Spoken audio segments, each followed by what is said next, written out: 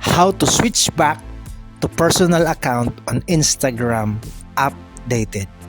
On this video, I will show you a quick guide on how to switch your personal account on Instagram. Step 1. Make sure to update your Instagram app now. If already been updated, you can open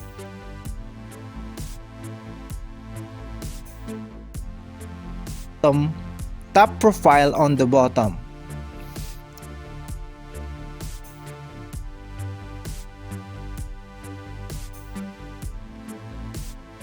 Top menu button.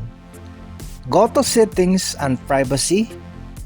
Scroll and tap the creator tools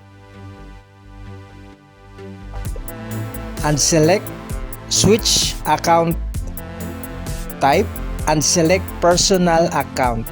Now you are back to your personal account.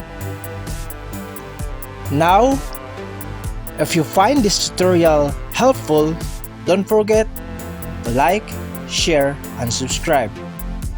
Thank you for watching.